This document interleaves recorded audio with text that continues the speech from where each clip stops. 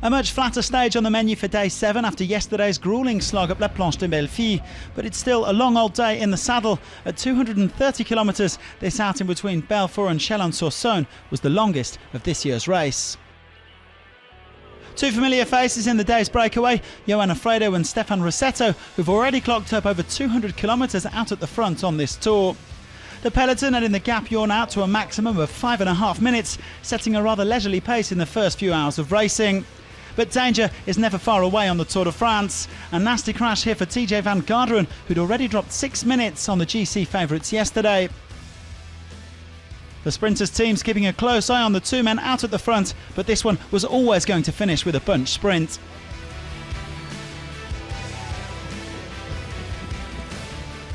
Bahrain Merida leading out Sonny Colbrelli at the intermediate sprint, just 33k from the line. The Italian ahead of fellow stage contenders Peter Sagan, Elia Viviani and Michael Matthews. AG2R Le Mondial then catching out a couple of riders with a sudden burst of pace. Dan Martin, Nairo Quintana and Wout van Aert having to scramble back on.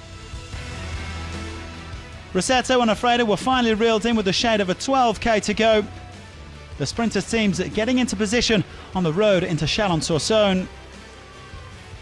And it was De Koning Quickstep who launched the final dash to the line.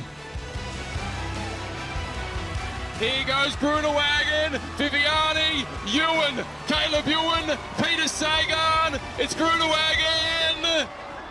It's Groenewegen. Well, Dylan Groenewegen winning stage 7 just as he did last year. Caleb Ewan missing out by the finest of margins ahead of Sagan and Colbrelli. And a superb 5th place for Jasper Philipsen, the youngest rider in the race at just 21 years of age.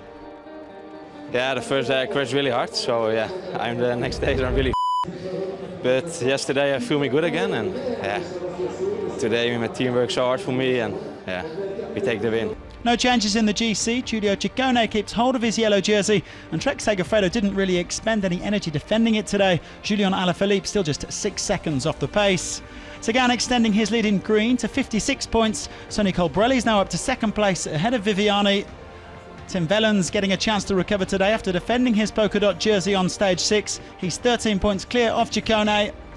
And the Italian also leads the youth classification, but it's Egan Bernal who'll be wearing white tomorrow on the road to Saint-Etienne, as Ciccone, who's just extended his contract with Trek Segafredo, enjoys a 2nd day in the Maillot Jaune.